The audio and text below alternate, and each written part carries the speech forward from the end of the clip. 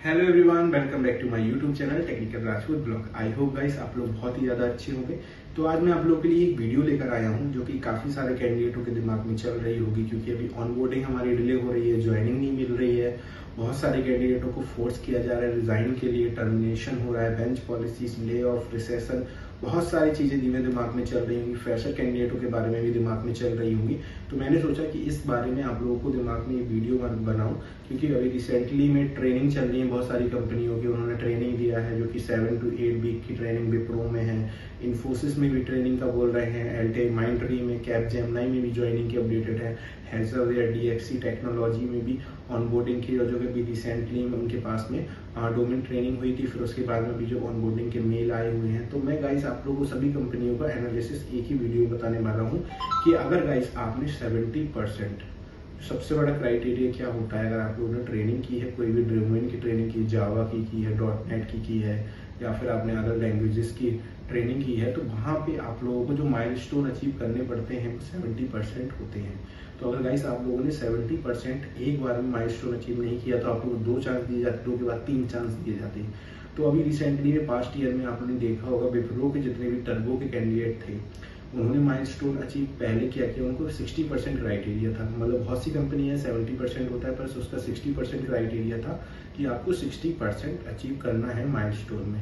तो बहुत सारे कैंडिडेटों में पहले चांस दिया तो उन्हें नहीं कर पाया, दूसरे चांस पे भी नहीं कर पाया, थर्ड चांस जब तक कंपनी ने उनको दिया तो तब वो भी नहीं पास कर पाए। तो उसके बाद में कंपनी ने उनको टर्मिनेट कर दिया।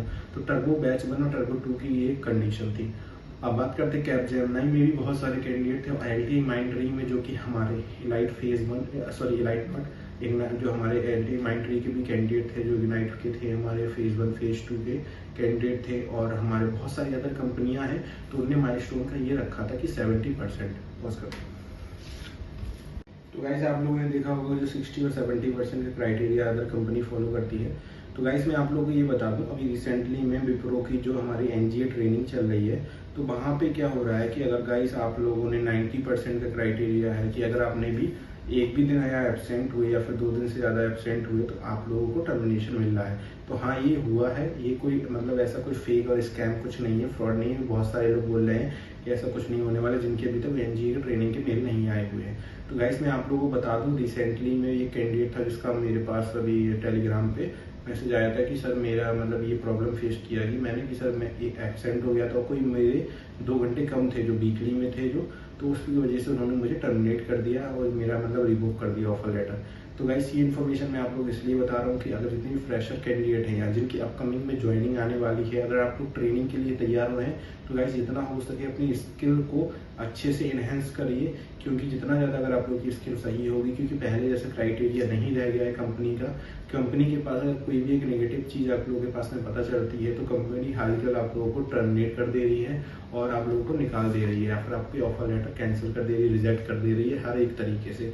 उनके पास बहुत सारे मतलब चीज़ें हैं, जैसे कि बैकग्राउंड वेरिफिकेशन में आपको रिजेक्शन मिल सकता है, या फिर आप लोग के डॉक्यूमेंटेशन में रिजेक्शन मिल सकता है, या फिर आप लोग की अगर ट्रेनिंग पे आप लोग जाएंगे, अगर आप लोग की स्किल्स में आप लोगों को डाला, उस स्किल के लिए आप लोगों ने अप्लाई किया डाला, तो वहाँ पे भी आप लोगों को रिजेक्शन मिल सकता है। तो जितने भी फ्रेशर कैंडिडेट हैं, अगर वो एसेंशियल ज्वाइन करते हैं या फिर अदर कंपनी टीसीएस एनक्यूटी दे रहे हैं, तो गाइस आपने अपने रेज्यूमे में वही चीज़ मेंशन करना जो गाइस आप लोगों को आती है।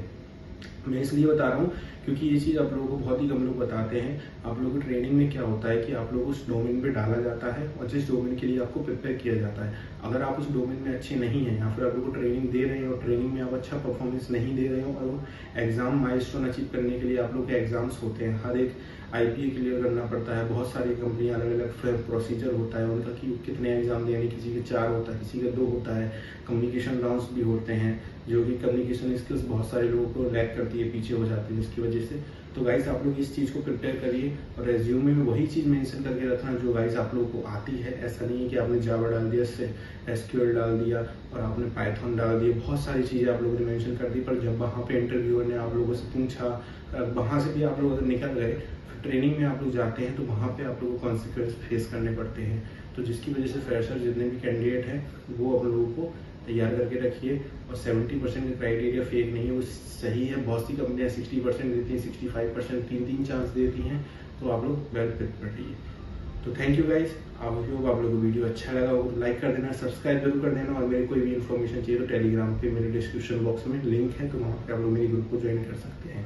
तो वहाँ पे हर एक ऑनबोर्डिंग अपडेटेड इन्फॉर्मेशन मिलेगी। DXC का अलग अलग पेज बना के रखा है टॉपिक, हर एक सेपरेट टॉपिक वहाँ पे डिसाइड है, तो वहाँ पे आप लोग अपनी क्वेरी भी सॉल्व कर सकते हैं। तो thank you guys for watching this video.